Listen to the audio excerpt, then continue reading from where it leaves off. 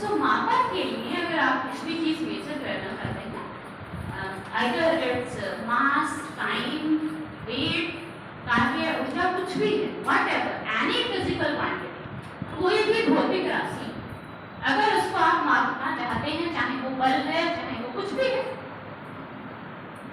Acceleration है, velocity है, तो मापने के लिए सबसे क्या बोलते हैं, मेन क्या चीज है, मतलब कि that is the essential thing, उसके बिना आप माप ही नहीं सकते।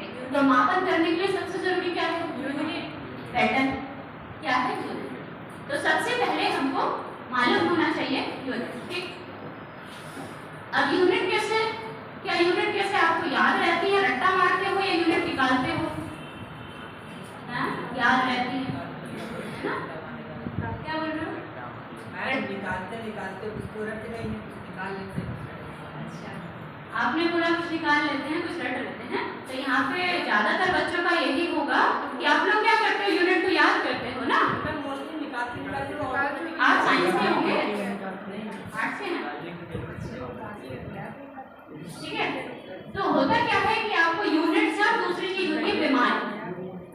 तो मैंने स्टूडेंट्स से इसकी मैम दिमाग भी याद करनी है, यूनिट भी याद करनी है, सूत्र भी याद करना है, इतना सब कहाँ से याद करें।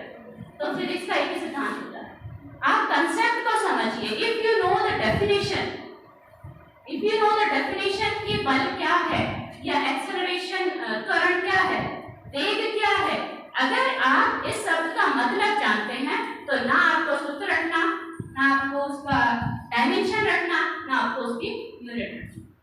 तो आपको क्या करना पड़ता है, यूनिट ये सब रटनी नहीं होती है, ये आपको, आप उस टॉपिक को, उस राशि को समझिए। If you know that physical quantity, अगर आप उस भौतिक राशि को जानते हैं, उदाहरण के तौर पे जैसे हम बल ले लें, अगर आप बल एक भौतिक राशि है, इसके बारे में जानते हैं कि बल क्या होता है, बल की परिभाषा क्या है, किस नियम के द्वारा बल को दिया गया है, तो फिर आपको कुछ भी चीज मदद नहीं करना, ठीक है।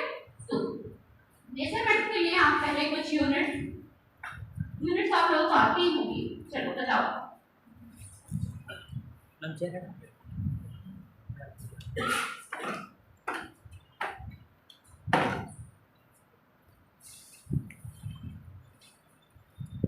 सबसे फंडामेंटल और जैसे सबसे सरल अगर कोई भौतिक राशि है, तो दैट इज लेंथ, लंबाई, उसका एसआई यूनिट सब जानते हैं, ठीक है। एवरीबॉडी क्या होती है, मीटर, ठीक है। नाउ मेजरमेंट में आप यहाँ पे लिखेंगे फिजिकल क्वांटिटी,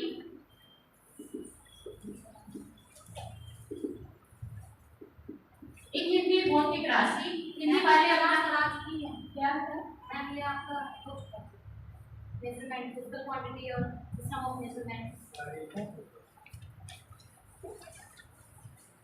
फिजिक्स का और भी सारे पैटर्न है, ठीक है। फिजिकल क्वांटिटी जो हिंदी वाले हैं वो क्या लिखते हैं, ठीक है। नेक्स्ट आप लिखिए यूनिट, नेक्स्ट आप लिखिए डायमेंशन, ठीक। डायमेंशन इन हिंदी दिमाग, यूनिट इज इकाई और फिजिकल क्वांटिटी इज भौतिक राशि।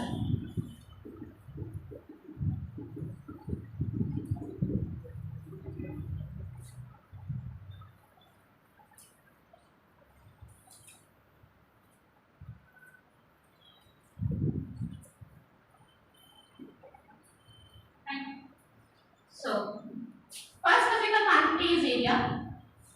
तो आपको मालूम होना होता है कि एरिया क्या है, मैथ में पढ़े हैं। तो एरिया क्या होता है, क्षेत्रफल क्या होता है, लंबाई गुणा चौड़ाई, ठीक है। तो आप क्षेत्रफल को आप जानते हैं कि क्षेत्रफल क्या होता है कि कोई भी आपका सरफेस है, कोई भी सतह है, उसकी जितनी बाउंड्री है, उस बाउंड्री के अंदर कितना अक्यूमुलेट हुआ है, वो अगर आप टोटल निकाल लेते हैं, दैट इज एरिया। तो आप जानते हैं फॉर्मूला, आप जानते हैं लंबाई इनटू चौड़ाई, ठीक है। तो यूनिट क्या हो जाएगा फिर इसका, मीटर स्क्वायर। अब विमा क्या होगी, यहाँ पे जो विमाएं होती हैं उनको हम एम, एल और टी के फॉर्म में लिखते हैं, ठीक। If you see the unit, unit is metre square, metre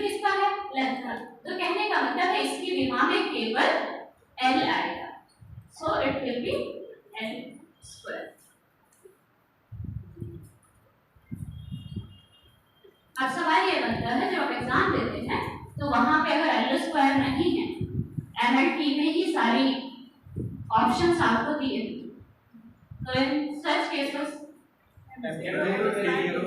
nice, ठीक है, उस केस में हम इसको ऐसे भी लिख सकते हैं m0 l2 e0.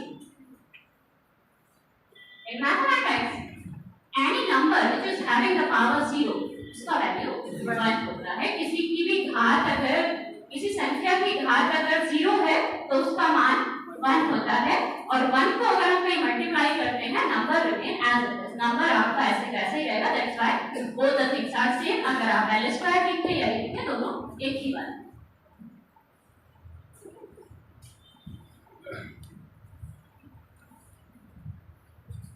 आप लोग लिख लीजिएगा ऐसे ही वॉल्यूम का.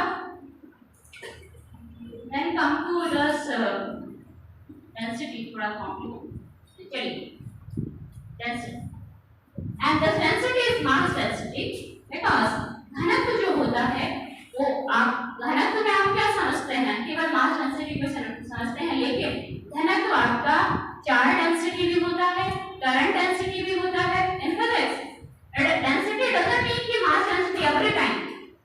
डेंसिटी घनत्व आपका चार्ज डेंसिटी भी होता है, करंट डेंसिटी भी होता है और मास डेंसिटी भी होता है. बट आप लोग जो डेंसिटी जानते हैं वो मास डेंसिटी है, ठीक है. करंट डेंसिटी होती है करंट पर यूनिट एरिया, ऐसे ही चार्ज डेंसिटी होती है चार्ज पर यूनिट एरिया और चार्ज पर यूनिट वॉल्यूम. सो मास डेंसिटी, बताओ घनत्व क्या होता है. घनत्व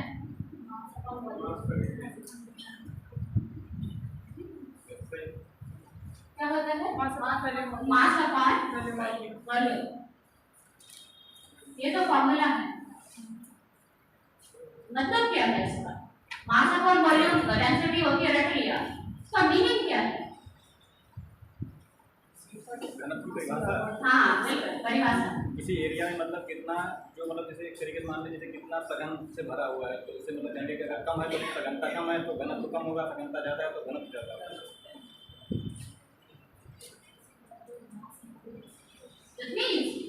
जो फॉर्मूला होता है, जो आपको फॉर्मूला याद है उसी से आप डेफिनेशन बना सकते हैं. तो what is the formula for density, mass upon volume. तो इसकी परिभाषा क्या बनेगी, density is equal to the mass which is contained in 1 unit volume. अगर एक इकाई आयतन का आपके पास कोई बर्तन है, फॉर एग्जांपल 1 लीटर, तो अगर एक यूनिट में आपका कितना द्रव्यमान है उसको बोलते हैं डेंसिटी, ठीक है. डेफिनेशन अगर नहीं याद होता तो सारे डेफिनेशन फॉर्मूले से बन जाते हैं. सो density is that mass which is contained in 1 unit volume. Clear कि एक यूनिट एक इकाई, क्योंकि फिर आपका क्या हो जाएगा, वॉल्यूम तो बस हो गया, सो तो वो डेंसिटी मास के बराबर हो जाएगी. ठीक, तो अगर आपके पास एक यूनिट वॉल्यूम है तो उसमें कितना मास है वही आपका घनत्व होता है. ठीक है.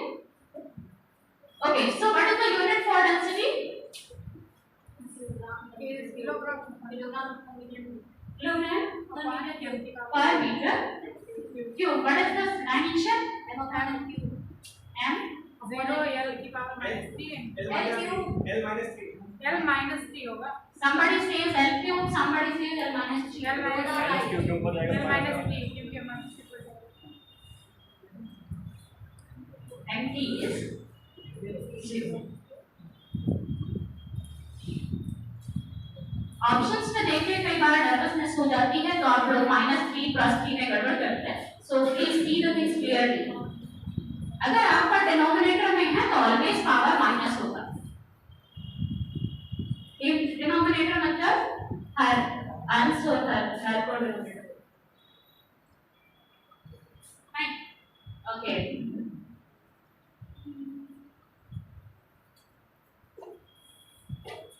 now come to the force.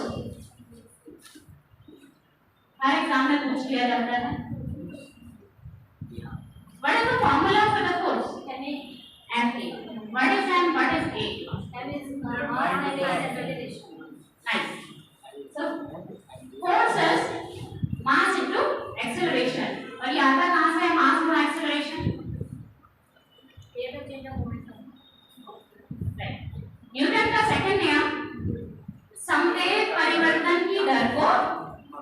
बल कहते हैं।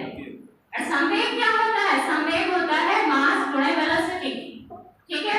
और किसी हम लोग यहाँ नॉन रिलेटिविस्टिक स्टडी कर रहे हैं। नॉन रिलेटिविस्टिक स्टडी मतलब वी आर अज्यूमिंग कि जो भी ऑब्जेक्ट है, अर्थ में जो भी वस्तु है, उसकी जो वेलोसिटी है और स्पीड है वो लाइट की स्पीड से बहुत कम है। तो उस फिजिक्स को बोला जाता है नॉन रिलेटिविस्टिक।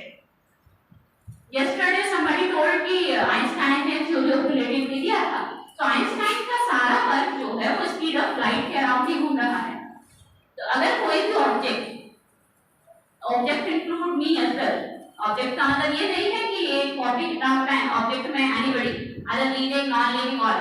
तो अगर कोई भी ऑब्जेक्ट है जब वो c की तुलनात्मक में मूव करने लगे, c की तुलनात्मक स्पीड मतलब c/5, c/2, c/7। c जो आपकी c कांस्टेंट है, c का वैल्यू कितना होता है? Speed of light in vacuum, प्रकाश की चाल वैक्यूम प्रकाश की चाल या बाद में क्या होती है? 3 पावर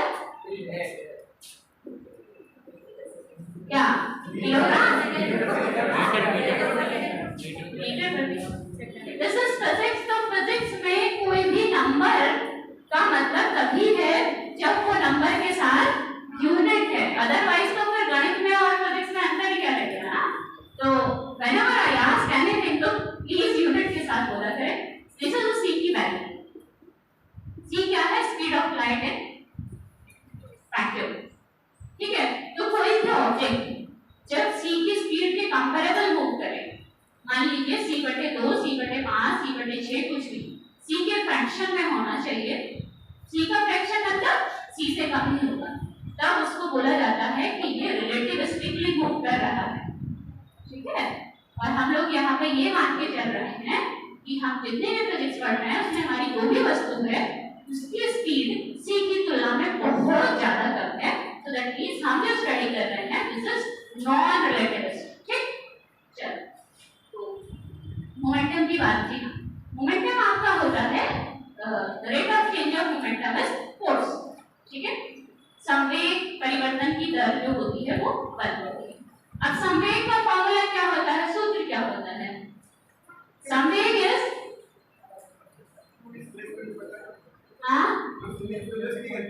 संवेग इंग्लिश में मोमेंटम क्या? संवेग किसी को पता है? मोमेंटम द्रव्यमान गुणे वेग। द्रव्यमान गुणे वेग, ठीक है। और कोई? So she is right. This is द्रव्यमान गुणे वेग। अब मुझे ये बताइए, जब आप मूव करते हैं, क्योंकि हम लोग फिजिक्स को ज्यादा अपने ऊपर ही अप्लाई करें तो ज्यादा सीखते हैं। जब आप मूव करते हैं, जब आप गति करते हैं, तो क्या आपका मास बदल जाता है? नहीं बदलता। तो फिर rate of change of momentum का मतलब क्या हुआ? मतलब संवेग परिवर्तन। और आप कह रहे हैं कि आपका मास नहीं बदलता। हम कितना भी मूव करें हमारा मास नहीं बदलेगा, चाहे हम ट्रेन की स्पीड से मूव करें। तो बदल क्या रहा है वहां पे? राइट, बिकॉज मोमेंटम क्या है? मास गुणे वेलोसिटी। आप जब मूव करेंगे मास आपका बदलेगा नहीं, द्रव्यमान तो नहीं बदल रहा, तो क्या बदल रहा है? वेलोसिटी। तो वही वेलोसिटी जब परिवर्तित होती है उसी को त्वरण कहते हैं, इसीलिए वो n गुणे a फॉर्मूला आता है। मैं बता दूंगी पूरा डेरिवेशन करके, ठीक है। तो वो वहां से आता है F बराबर m, ठीक। So force is mass into acceleration.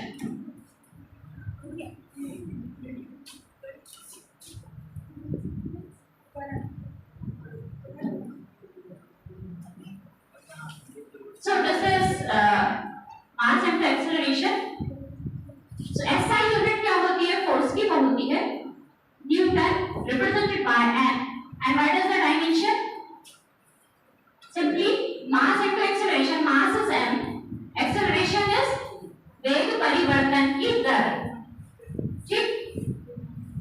यानी कि चेंज ऑफ वेलोसिटी। जब भी हम किसी चीज का दर निकालते हैं तो उसका मतलब होता है आप उसको टाइम के रेस्पेक्ट में देख रहे हैं कि समय बदलने के साथ ये राशि कितनी परिवर्तित हो रही है। किसी भी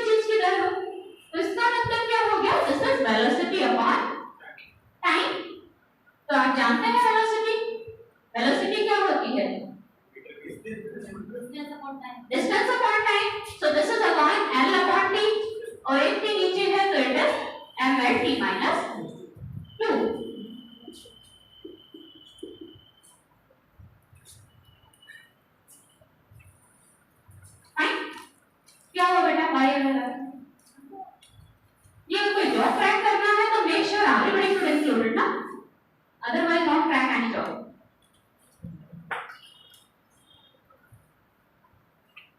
Okay, so what is the difference between velocity and the speed? गति speed is गति ना, गति और वेग में क्या अंतर है? वेलोसिटी और स्पीड में क्या अंतर है? वेलोसिटी कांस्टेंट रहती है। Okay, any other answer? वेग और गति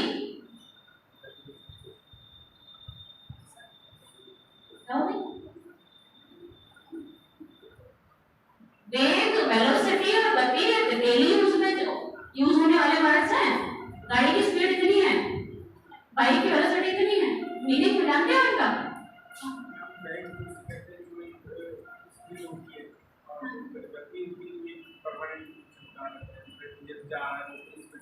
Okay, if I say the velocity of my car is 50 km per hour, the speed of my car is 50 km per hour. मेरी कार की वेग 50 किलोमीटर प्रति घंटा है और मेरी कार की गति 50 किलोमीटर प्रति घंटा है। क्या ये दोनों बातें सही हैं या मैंने इस वेलोसिटी में कुछ और भी जोड़ना पड़ेगा? This line is correct कि मेरी कार की स्पीड 50 किलोमीटर प्रति घंटा है, ये वाली लाइन ठीक है। And the second line, if you say the velocity of your car is 50 kilometre per hour, that is wrong. अब क्या गलती है इस लाइन में? Absolutely right. सर तुम लोग को स्केलर वेक्टर करवाया था, उसमें स्पीड और वेलोसिटी लिखवाई थी, तो कहाँ गई? सो रहे थे?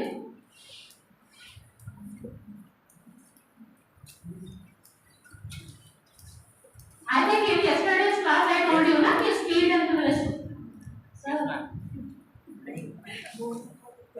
So velocity वेग is a vector quantity, तो जब भी आप velocity बोलेंगे उसके साथ डायरेक्शन इंक्लूड करना मैंडेटरी है। और जो स्पीड होती है वो स्केलर है, तो आप ये बोलेंगे 50 किलोमीटर प्रति घंटा स्पीड है, वेलोसिटी नहीं। अगर आप वेलोसिटी बोलेंगे then you have to say मेरी गाड़ी की स्पीड वेलोसिटी 50 किलोमीटर प्रति घंटा उत्तर की दिशा में या दक्षिण की दिशा में, जिस भी डायरेक्शन में आप मूव कर रहे हैं, ठीक है? क्या? चलो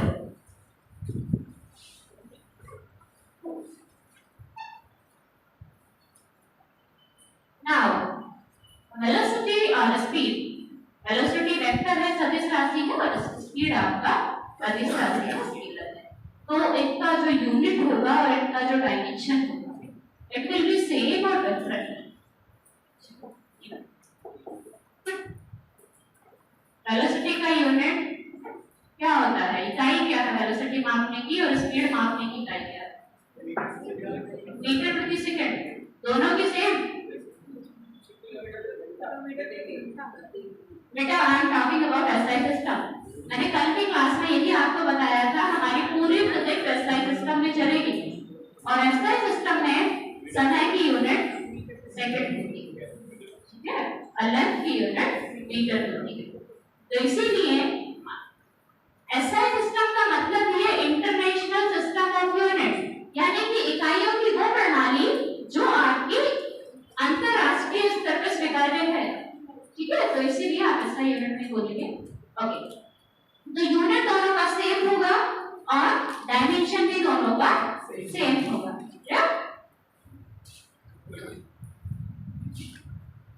वेलोसिटी आप लिखेंगे, स्पीड लिखेंगे, क्वांटिटी अलग अलग है, this one is vector, this one is scalar, ये अदिश है और ये सदिश है, लेकिन दोनों का यूनिट क्या आएगा? मीटर प्रति सेकंड और and T minus. Now acceleration, चलो बताओ। In Hindi it is त्वरण, and this one is वेग, and गति, and force is बल, volume is आयतन, area is क्षेत्रफल, ठीक है? चलो एक्सेलरेशन का यूनिट एंड डायमेंशन, त्वरण का इकाई तथा परिमाण। मीटर पर सेकंड किसका है? ये क्या है, दिमाग है कि यूनिट है? यूनिट है। 10 की -2 डिवाइडेड मीटर पर second square and what is this dimension? 10 की -2 L T minus 2, right? So you can write it like this.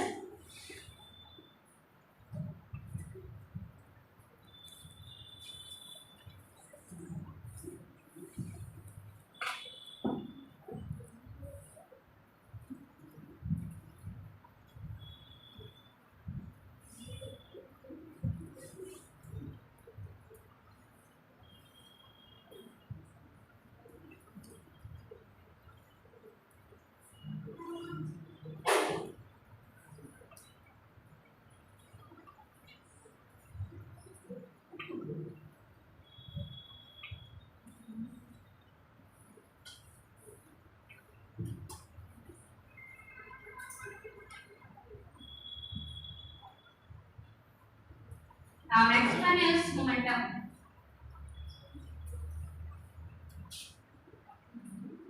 Momentum.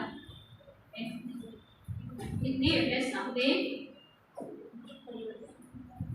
ठीक है? So momentum का क्या यूनिट होगा?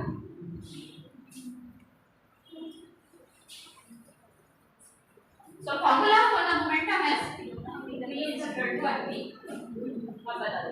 किलोग्राम किलोग्राम मीटर पर meter per second. And what is dimension?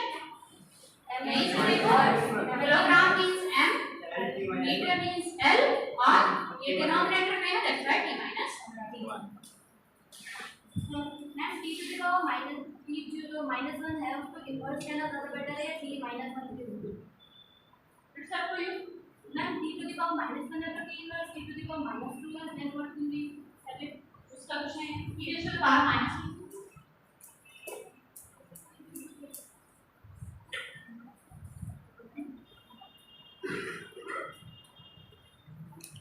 Right? Okay. So there is a quantity impulse. Anybody know what is impulse?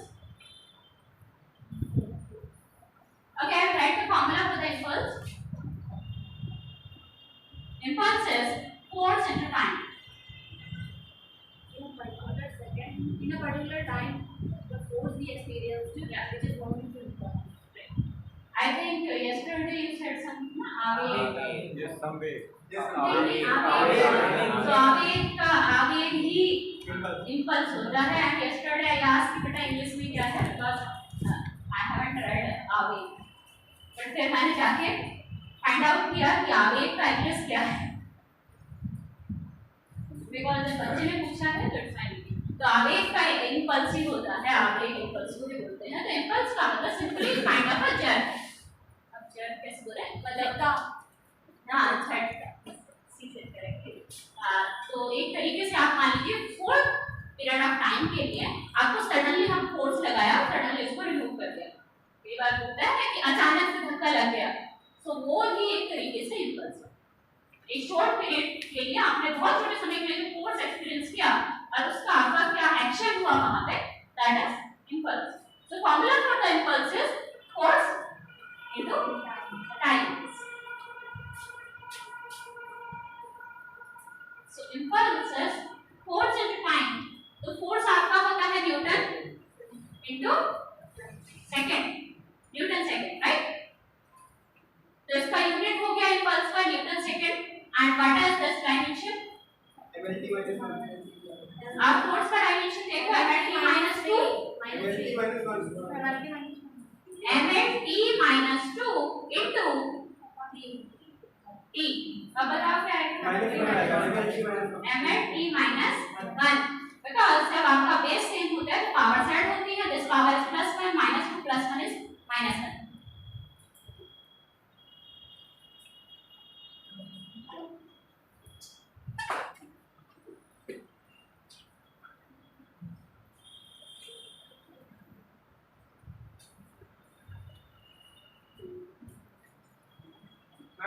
Impulse Impulse होता है for a very short period of time the force you experience.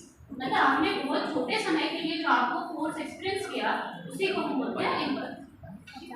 Ma'am इसमें क्रिया प्रतिक्रिया का नियम भी बात करो। बेटा वो अभी कल न्यूटन के तीनों नियम कराएंगे तब कराएंगे, वही आता है ये। बट इसमें बहुत सारी चीजें जो हैं वो अभी जब मोशन न्यूटन के नियम होंगे तभी क्लियर होंगी। But today I want to finish की यूनिट्स और डायमेंशन, ठीक है? एक्चुअली मैं मैम सिमिलर ही कर रहा था। अच्छा हाँ, वो जब ये न्यूटन नियम कराएंगे कल तब टुडे व्हाट आई वांट कि एटलीस्ट एक आपके पास एक नोट्स हो जाए जहां पे कुछ इंपॉर्टेंट फिजिकल क्वांटिटीज उनका यूनिट्स उनका डायमेंशन एक कलेक्शन हो जाए।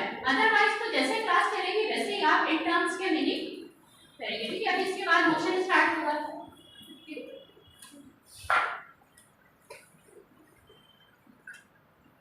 Tell me one thing, this motion time भी तो फिर स्पीड टाइम भी 4। बेटा कल से क्यों नहीं बताया? बस लिटिल बिट कंफ्यूज कि Hindi speed is not a very. बेटा करेक्ट कर लो, और हिंदी में हिंदी वाले जो है बता दिया करें प्लीज, हिंदी वाले स्टूडेंट मुझे करेक्ट कर दिया करें, ठीक है?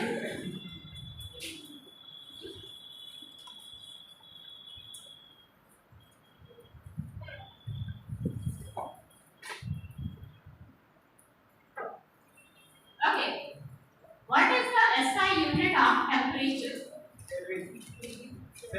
Degree Celsius. ये क्वेश्चन पूछते हैं ना, क्योंकि these are not common unit। हम लोग क्या सोचते हैं जो हम डेली यूज में इस्तेमाल कर रहे हैं वही सारे यूनिट ऐसा यूज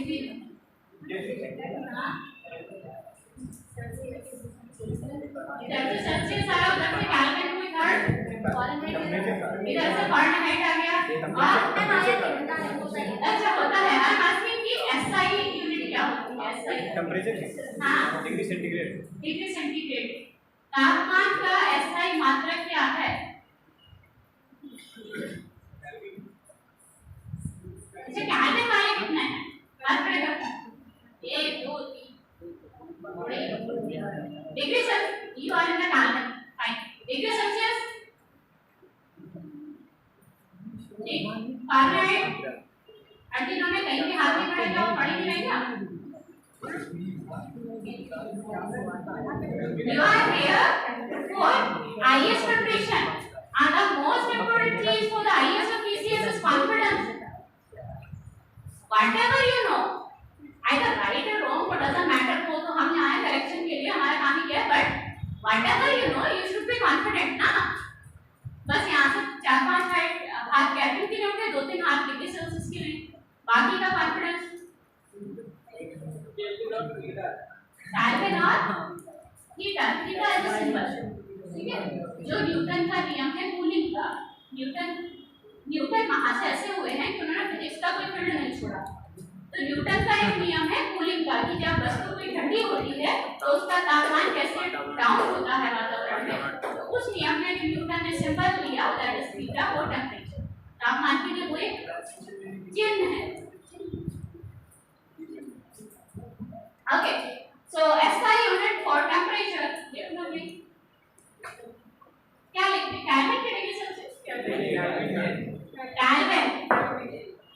बिकॉज़ डिग्री सेल्सियस हर रोज यूज आप करते हैं तो आपके दिमाग में डिग्री सेल्सियस से है, बट कितना दिखा रहा है degree Celsius? But SI unit of temperature is kelvin, ठीक है?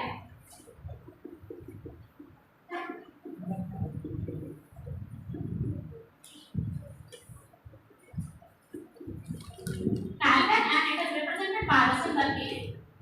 The things whichever I write on the box, कहीं भी बॉक्स में मैं कुछ लिख देती हूँ तो वो चीजें इम्पोर्टेंट होती हैं, ठीक है? उनको आप एस्टेरिस्क मार्क करिए। Now, what is the relation between Kelvin and the degree Celsius? अभी उसने बॉटल में दिखा दिया, बट आप इंटरनेशनल सिस्टम में तो केल्विन में बात करोगे ना। बताओ केल्विन में कितना टेंपरेचर है? How you convert this Kelvin to degree or degree to Kelvin? मतलब अगर हमको डिग्री में दिया है तो हम उसको केल्विन में कैसे बदलेंगे, केल्विन में दिया है तो डिग्री में कैसे बदलेंगे? डिग्री से केल्विन करने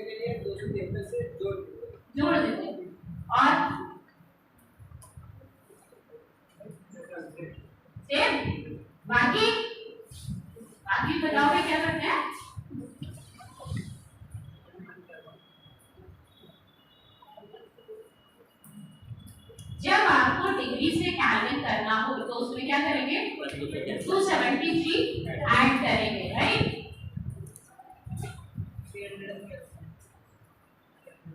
तो रूम टेम्परेचर 300 से याद आया।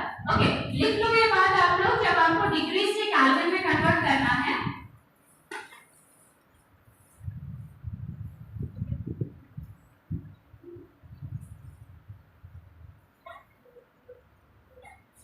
डिग्री सेंटीग्रेड से केल्विन में कन्वर्ट बदलने के लिए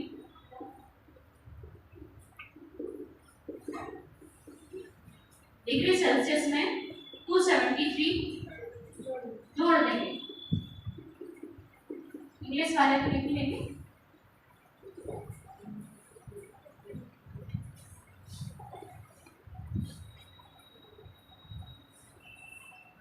तो for example I say 5 degree Celsius equal to how much kelvin.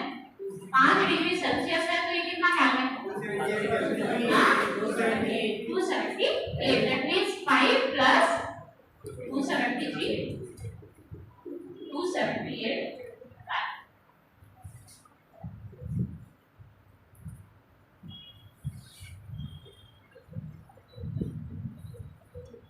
Okay.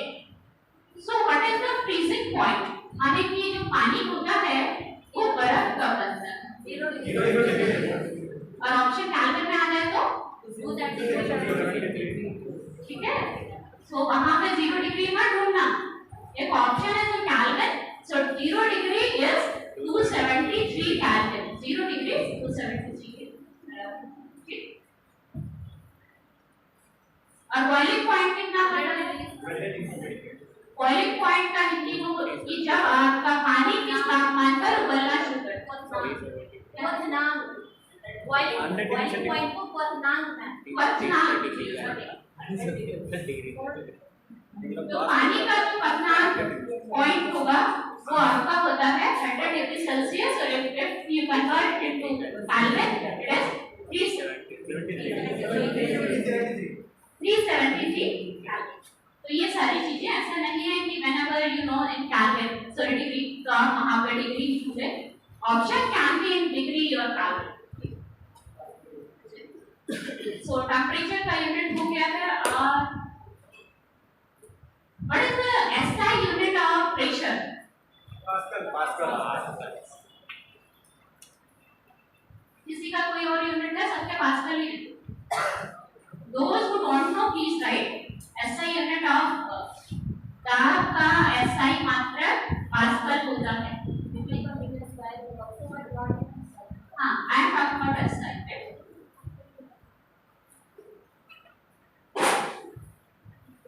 Newton पर मीटर स्क्वायर पे आपको मालूम होना चाहिए, क्योंकि अगर आपका क्वेश्चन ऐसे है कि वो पूछ ही नहीं रहा है ऐसा भी क्वेश्चन आ जाता है कि दिए हुए ऑप्शंस में से कौन सा मात्रक उसका दाब का है, तो ऐसा नहीं है कि हम आप पास्कल ही ढूंढे। ठीक है, अगर ऐसा ही लिखा है तो पास्कल होगा, और अगर पास्कल और न्यूटन मीटर स्क्वायर दोनों हैं तो उस केस में पास्कल ही।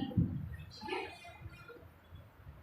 और अगर पास्कल नहीं है तो न्यूटन मीटर स्क्वायर प्लस जो प्रेशर होता है वो आपका होता है फोर्स पर यूनिट एरिया।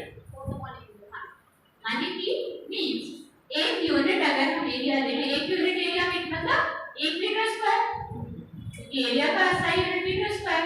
तो अगर मेरे पास 1 metre square 1 metre square like this, I am just hypothetical example कि ये आपका 1 मीटर स्क्वायर इसका सरफेस है, तो इस पे जो हम फोर्स लगाएंगे that is not the force, that is pressure. वो बल नहीं है, वो क्या है? दाब है। ठीक है, तो एक यूनिट एरिया में जितना आप बल लगाते हैं उसको बोला जाता है दाब। इसीलिए फॉर्मूला आपका क्या हो जाता है? प्रेशर बराबर फोर्स बटे एरिया। तो इसके डेफिनेशन सारे क्वांटिटेटिव फिजिकल राशियां जितनी भी हैं, अगर उनकी परिभाषा बनानी है तो डिनोमिनेटर को 1 कर दो। So pressure is a force which is applied on a unit area. खत्म बात, right? That is not like कि आपको डेफिनेशन भी रटना है, सूत्र भी रटना है, बस आप केवल कंसेप्ट को समझिए, उसी से आप फॉर्मूला निकालिए, उसी से आप यूनिट निकालिए, उसी से आप डायमेंशन निकालिए। ठीक है, अगर आप फॉर्मूला जानते हैं तो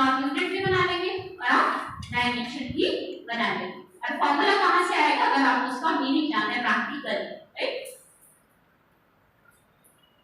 ओके, प्रेशर स्केलर है कि वेक्टर है?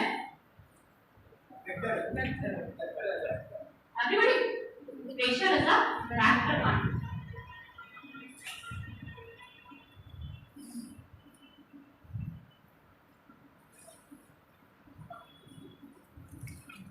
अब मुझे बताइए यूनिट एंड डायमेंशन में कोई यूनिट या कोई डायमेंशन आपके माइंड में हो, एनी क्वेश्चन यू आस्क। एक दो मिनट सोच लो, otherwise I will going to start motions के बाद हम गति शुरू करने वाले हैं।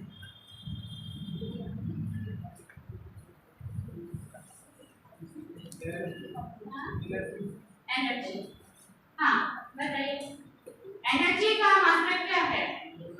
एसआई मात्रक ऊर्जा का जूल। अच्छा, और कार्य का आपने कार्य का जूल है पक्का? कुछ केसेस तो ऐसे प्लान होते हैं ना। So for the energy as well as work, कार्य तथा ऊर्जा दोनों का एसआई मात्रक जूल है और दोनों का जो डायमेंशन है वो भी सेम होगा। और डायमेंशन होगा क्या? What is the dimension for energy? ऊर्जा का नहीं, ऊर्जा की विमाएं बताएं या कार्य की विमाएं बताएं। जिस भी राशि की इकाई नापने की सेम है उन राशियों का जो विमाएं होती हैं वो भी सेम होगी।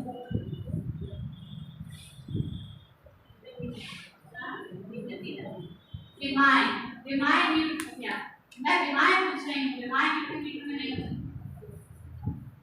L square d power minus 2. L M L square m L square t to the power minus 2, ठीक है? और कोई एक आंसर तो हमको ये मिला है कि वर्क का आपका जो डायमेंशन है वो ये है, वर्क एंड एनर्जी बोथ।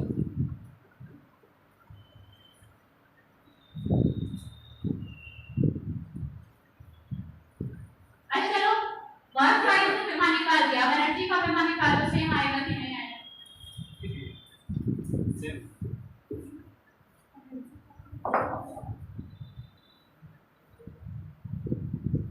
कार्य क्या होता है? कार्य होता है जब हम किसी बल को लगाते हैं तो बल के द्वारा कितना विस्थापन किया गया। जब आप उस बल का और विस्थापन का गुणनफल निकालेंगे दैट इज कार्य, ठीक है? तो वर्क डन क्या होता है? अप्लाइड फोर्स, लगाया गया बल गुणे विस्थापन, ठीक है? तो बल आप जानते हैं mn(t-2) गुणा विस्थापन। विस्थापन क्या है? डिस्प्लेसमेंट। तो डिस्प्लेसमेंट क्या है? एक लंबाई है, तो दैट इज l।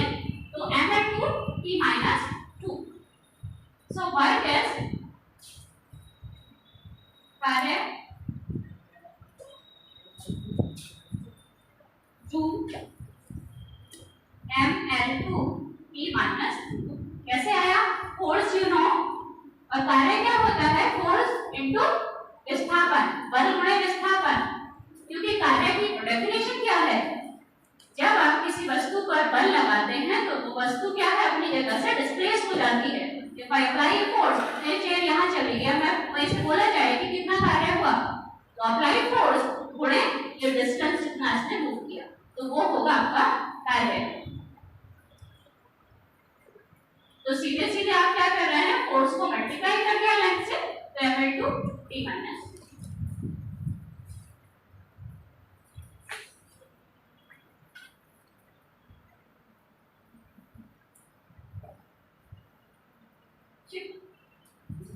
अब एनर्जी की विमा बताओ जरा क्या होगी?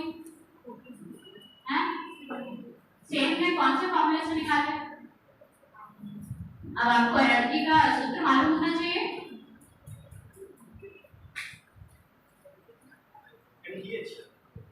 सूत्र निकाल लो, एनर्जी के तो बहुत सारे सूत्र हैं। एमपीएच किसका सूत्र है? कौन सा? राइट, इसमें तो ऊर्जा होती है एमपीएच, वहां से निकालो, कैलकुलेट करो क्या आ रहा है। सेम आएगी, हमारा बोल रहे हो करके आ रहे हो। हाफ एमवी स्क्वायर गतिज ऊर्जा होती है। और कोई ऊर्जा का सूत्र किसी भी सूत्र से निकाल लीजिए आप, निकल के आएगा m/2 t minus 2. And the very famous one, Einstein mass energy equivalence E is equal to mc square. Mass energy equivalence पूछ लिया जाता है एग्जाम में कि which equations represent mass energy equivalence, इनमें से दिए गए ऑप्शंस में से कौन सा फॉर्मूला मास एनर्जी इक्विवेलेंस को बताता है। उसका मतलब होता है कि आइंस्टाइन सेड कि मास जो द्रव्यमान है वो ऊर्जा में बदलता है, ऊर्जा द्रव्यमान में बदलती है। तो वहीं से ये नियम आया था कि ऊर्जा ना तो बढ़ती है और ना खत्म होती है। ये क्या है? एक कंजर्व क्वांटिटी है, ठीक है। तो उसके लिए रिप्रेजेंटेशन जो फॉर्मूला है मैथमेटिकल, दैट इज E बराबर mc स्क्वायर। तो आप E बराबर mc स्क्वायर से निकाल लीजिए, वहां से भी यही आएगा। You can use any form. तो if you use E is equal to mc square, so m और सॉरी इसको उधर ही रख देते हैं, कई बार ये हाथ में आ जाता है फिर प्लीज लीव।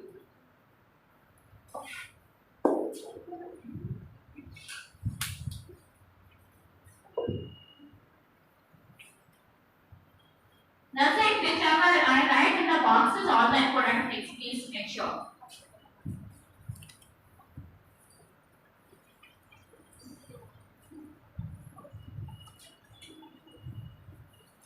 का मतलब होता है कि द्रव्यमान ऊर्जा में परिवर्तित होता है, ऊर्जा द्रव्यमान में परिवर्तित होती है। तो ये आइंस्टाइन के this formula mass energy equivalence which is E is equal to mc square. तो यहाँ पे m क्या है? मास है और c is the speed of light in vacuum।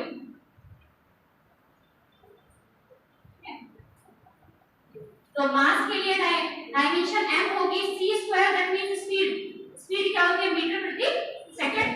तो मीटर के लिए क्या हो गया? l प्रति सेकंड, तो t का पावर -1 इसका square, so it will come out to be m, so it is similar to 1. या अच्छा ये नहीं लिखा ओके, ये जो भी E is equal to mc square लिखा है नहीं शो हो रहा है, ठीक है। आगे से उधर लिखेंगे, अपने से देखो बेटा।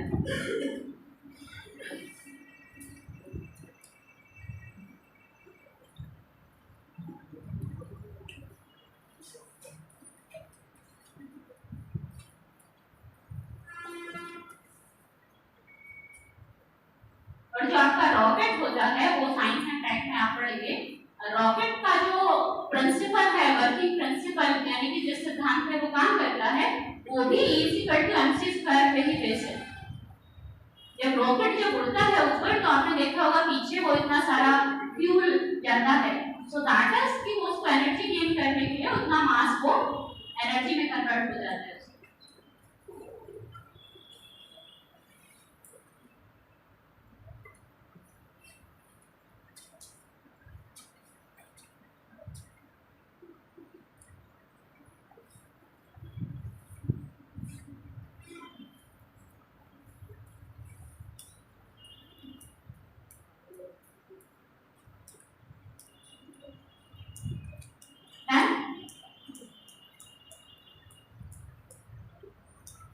I will erase complete board this time. तो आप लोग लिखना है, इसके बाद में सारा वो साफ करके शुरू करते हैं क्वेश्चन। क्या?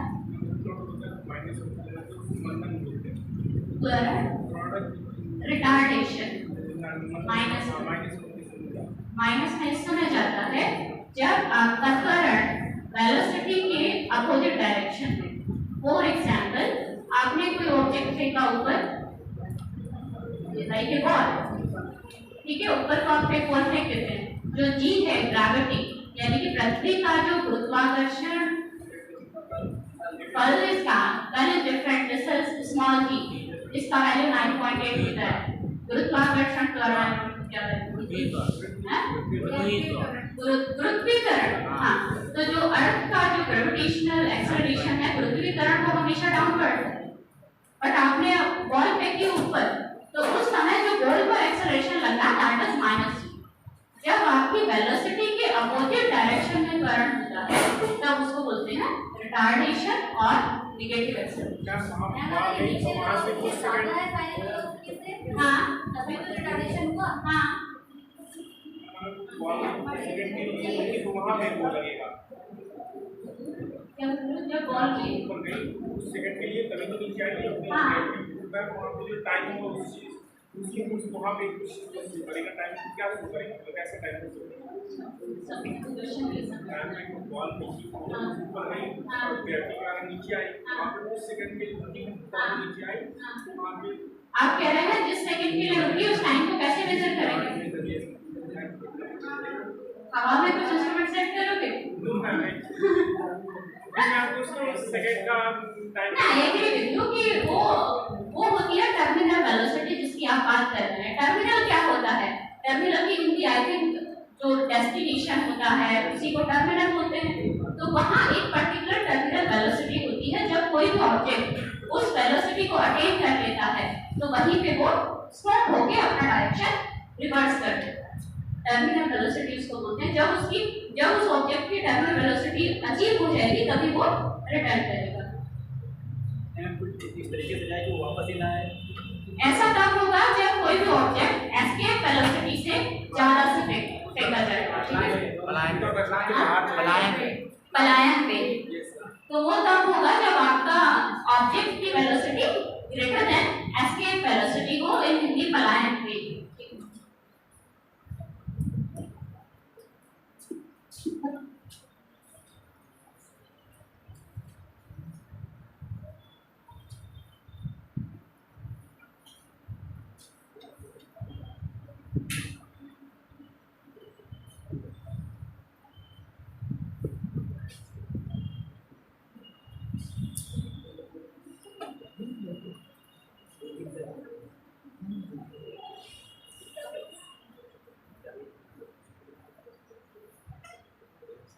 Now come to the next chapter, which is motion or gati.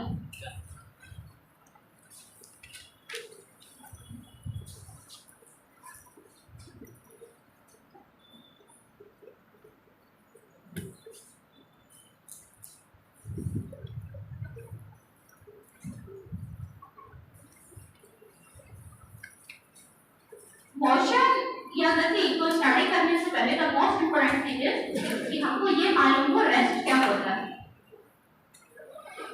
विश्राम की अवस्था। इफ यू नो रेस्ट, अगर आपको रेस्ट मालूम है तो आपको गति मालूम है। तो रेस्ट क्या तो हाँ सर मैम यदि कोई ऑब्जेक्ट अपनी पोजीशन पे बिना किसी मूवमेंट के मूव कर रही है, रुकी हुई है, वेलोसिटी जीरो हो, जिसकी वेलोसिटी जीरो होगी वो रेस्ट में है।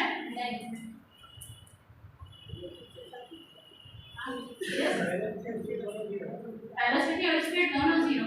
ओके मैम अगर कोई मूवमेंट नहीं कर रही है then it is called in विरामावस्था। मतलब ये जो आप ओके ओके ठीक है बेटा, कोई भी मूवमेंट नहीं कर रही। ठीक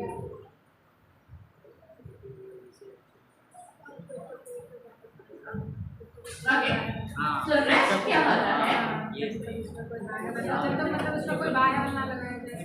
जब तक बाह्य बल ना लगाया जाए तब तक रेस्ट में है। ठीक है, मेरे पे कोई बाह्य बल नहीं लग रहा। रेस्ट और motion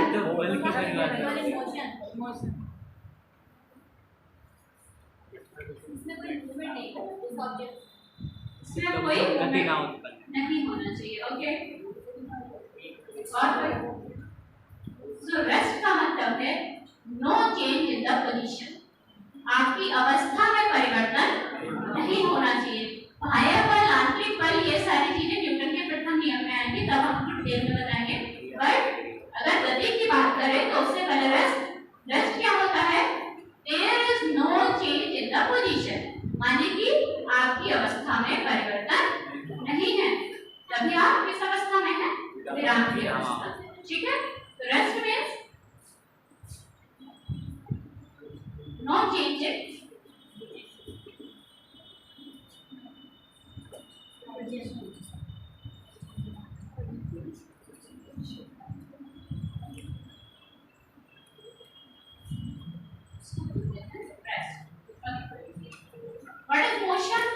motion is just opposite to the rest. आपको रेस्ट मालूम है, उसको आप क्या कर दीजिए, मोशन कर लीजिए। तो अगर आपसे पूछा जाए मोशन क्या है, बोलो मोशन की परिभाषा बताओ। चेंज इन पोजीशन, बट किसी के सापेक्ष। जब आप कहते हैं रेस्ट का मतलब तो है no change in the position, तो वहां आपको रेफरेंस की जरूरत नहीं पड़ेगी। लेकिन जब आप गति की बात करते हैं, कोई ऑब्जेक्ट मूव कर रहा है तो विद रिस्पेक्ट टू समथिंग, या आपकी अवस्था में परिवर्तन हुआ, किसी के सापेक्ष, तो हमको वहां एक रेफरेंस लेना पड़ता है। सो इन मोशन का मतलब है change in a position with respect to time, that means समय के साथ आपकी अवस्था में, ठीक है। So if you simply write change in position, that is not the correct. So correct one motion is motion मतलब change in position with respect to time, समय के सापेक्ष आपकी अवस्था में परिवर्तन।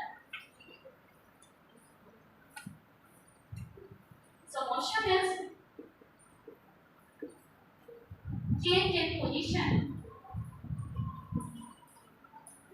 हिंदी वाले हिंदी में लिख लें, समय के सापेक्ष जो आपकी अवस्था में परिवर्तन होता है उसको हम बोलते हैं गति।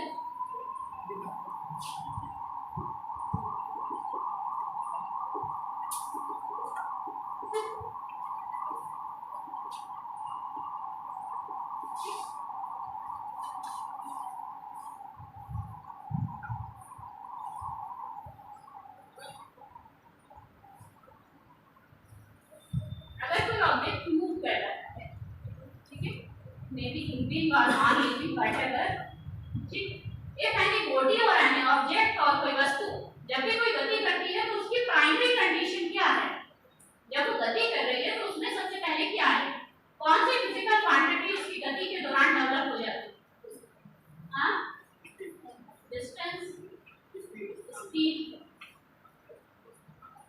So that is speed. If something is moving, कोई भी ऑब्जेक्ट है, कोई भी वस्तु है, अगर वो गति की अवस्था में है तो उसमें क्या होगा, स्पीड। फाइन। तो स्पीड क्या होती है, सबको मालूम है, डिस्टेंस अपॉन टाइम, यानी कि एक यूनिट समय में चली गई दूरी को स्पीड कहते हैं, ठीक है। परिभाषाएं बनाना बहुत आसान होता है, जो डिनोमिनेटर होता है उसको यूनिट कर दीजिए। अगर हम बात करें वेलोसिटी, ठीक है, यू सेड स्पीड तो आपकी गति है, डिस्टेंस अपॉन टाइम, और चार भरा हुआ है दूरी बटे समय। अगर हम बोले वेग या वेलोसिटी, तो वेलोसिटी क्या होगी भाई, राइट, वेलोसिटी होगी डिस्प्लेसमेंट अपॉन टाइम। तो प्लीज मेक श्योर विस्थापन इन हिंदी में आप इसको लिखेंगे वेग बराबर विस्थापन बटे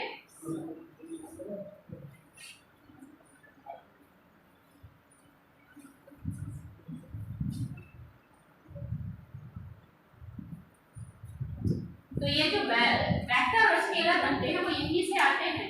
आप देख रहे हैं चार्ज में क्या है, दूरी बटे समय, दूरी क्या है, स्केलर है, इसलिए चार्ज स्केलर है। सिमिलरली वेग में क्या है, विस्थापन बटे समय, तो विस्थापन क्या है, वेक्टर है, इसीलिए वेलोसिटी।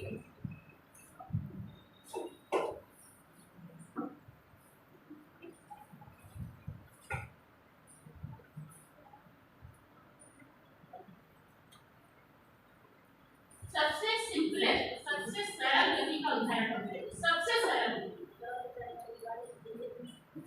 लीनियर मोशन,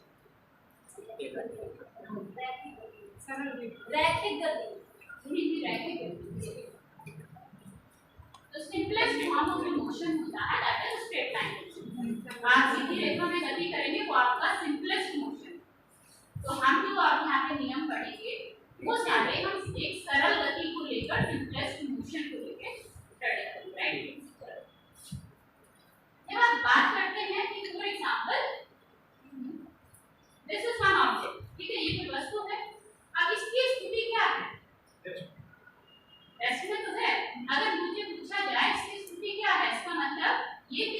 पे रखी हुई है, यहाँ जो बिंदु है उसके क्या कोऑर्डिनेट, ये आप कैसे बताएंगे इसकी स्थिति क्या है?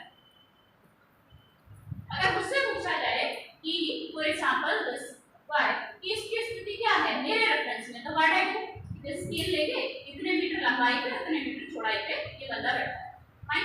ऐसे ही हम किसी की अवस्था बताते हैं, या हमसे बोला जाए दरवाजे की स्थिति क्या है, तो अगर कोई मुझसे पूछ रहा है तो it means I am the reference point, then what I do, क्या simply take this metre and measure कि मेरे यहां से 4 मीटर या 5 मीटर, ठीक। दैट मींस किसी भी अवस्था को बताने के लिए, किसी भी बिंदु की या किसी ऑब्जेक्ट की, किसी वस्तु की अवस्था को बताने के लिए आपको एक रेफरेंस की जरूरत है, ठीक है, कि आप किसके रिस्पेक्ट में बता रहे हैं।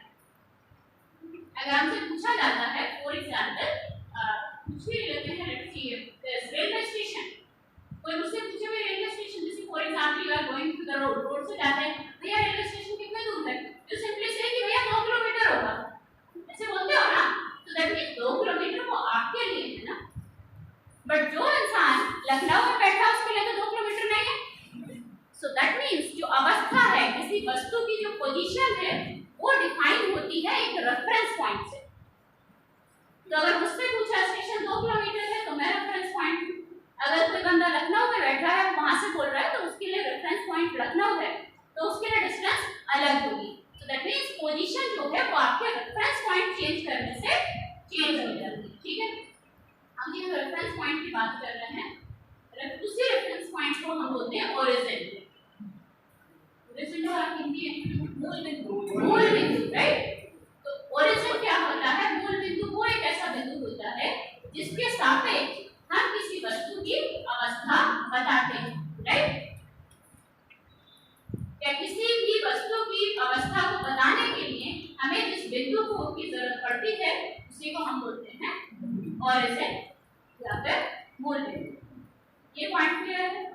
आप कहीं ना ये चीजें लिख लो एक स्क्वायर बना के, ओरिजिन क्या है, ठीक है।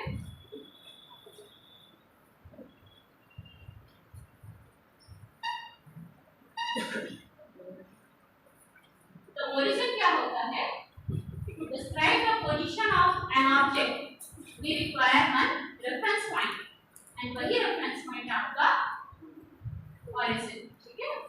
किसी वस्तु की अवस्था को बताने के लिए, किसी वस्तु की अवस्था को बताने के लिए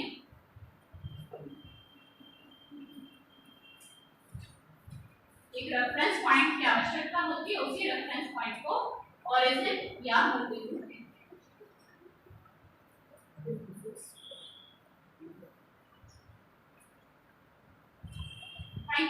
चलो now how many types of motion are there, कितनी तरह की गति होती है, तो हम बोला दो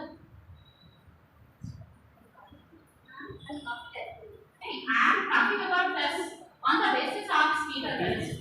आधार जो है हमारा, अगर हम गति को बांटे, कितने तरह की गति है, लेकिन हर चीज को बांटने के लिए एक आधार होता है ना, तो वो आधार मेरा क्या है, स्पीड या velocity. I am talking about velocity के आधार पे अगर हम गति का विभाजन करें तो कितना टाइप करेंगे, 2, यूनिफॉर्म एंड नॉन यूनिफॉर्म, समान गति और असमान गति, ठीक।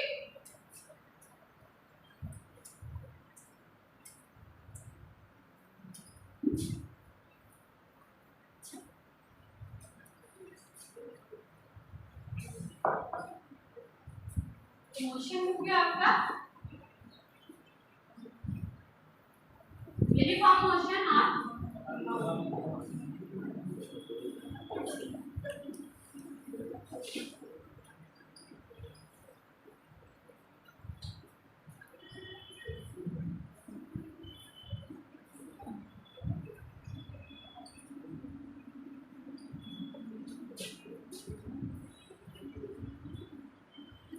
नॉन यूनिफॉर्म इज असमान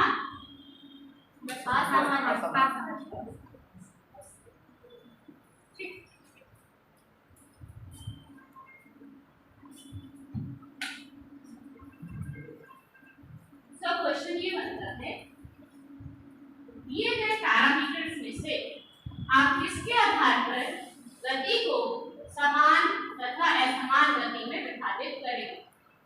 On the basis of which factor you categorize motion as a uniform and non-uniform.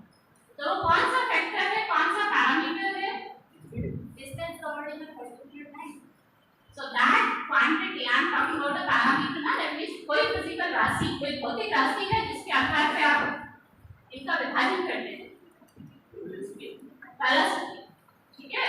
तो इस तरह के भी सवाल बन जाते हैं कि दी हुई राशियों में से कौन सी राशि ऐसी है जिसके आधार पर आप गति को समान तथा असमान में विभाजित करेंगे, ठीक। वेलोसिटी, मेरा answer is correct.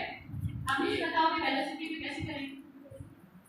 Velocity constant रहती है, स्पीड चेंज हो जाती है, सीओ स्मॉल रेट हो जाती है। अच्छा, वेलोसिटी कांस्टेंट रहे और टाइम के साथ वेलोसिटी चेंज ना हो। टाइम के साथ वेलोसिटी चेंज ना हो तो उसको क्या बोलेंगे? यूनिफॉर्म। और कोई?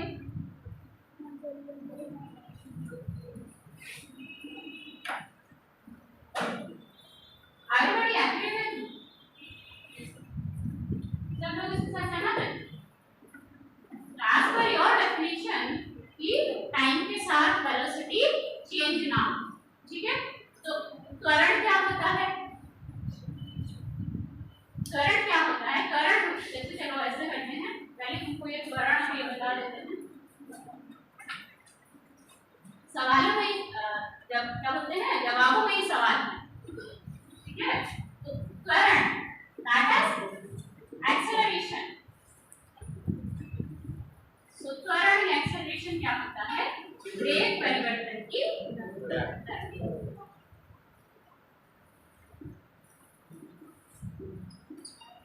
Means in English it is rate of change of velocity.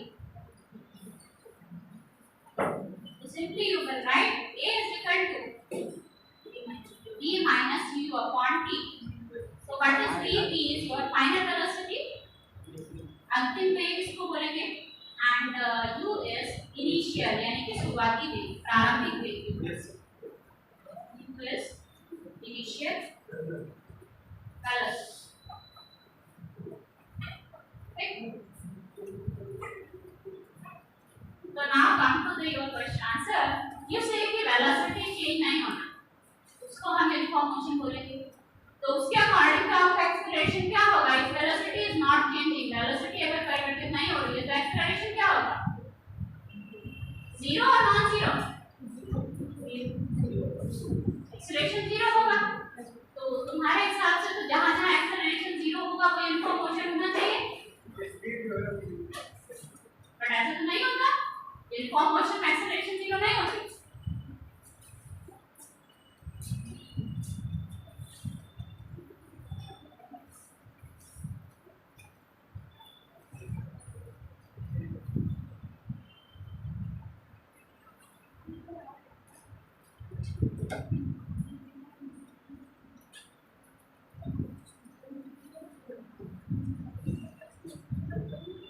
Now I have one question.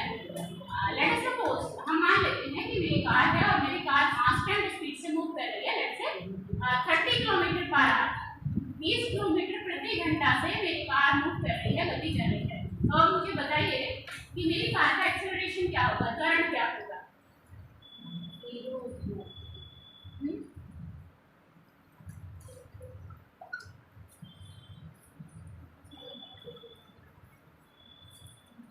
ये मोबाइल से फोटो क्लिक करके अगर आप रखेंगे तो वो मोबाइल में ही रह जाएगा, और अगर आप हाथ से लिख लेंगे तो वो यहाँ छप जाएगा। तो better to write rather than clicking the pictures.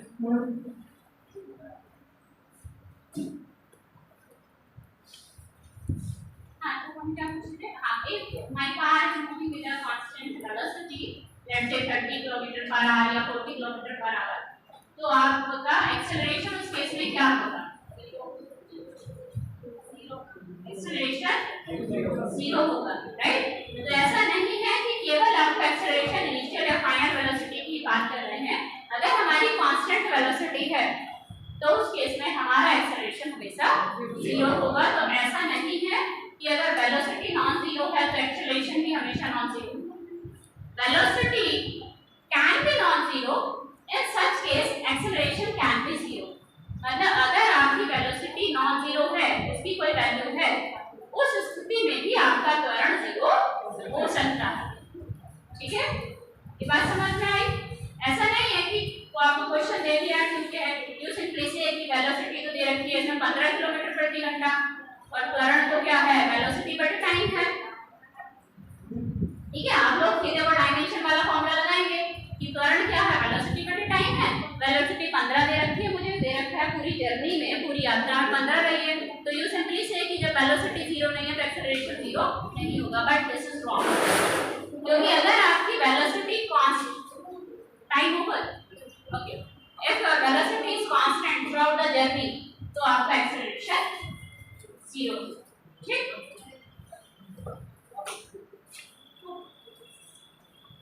तो पीछे से क्वेरी आ गई थी टाइम ओवर। सो कल की जो क्लास होगी उसमें यही कंटिन्यू करेंगे and we will plot some graphs की वेलोसिटी, डिस्टेंस, डिस्प्लेसमेंट टाइम के साथ कैसे चेंज होता है, कौन सा ग्राफ यूनिफॉर्म है, नॉन यूनिफॉर्म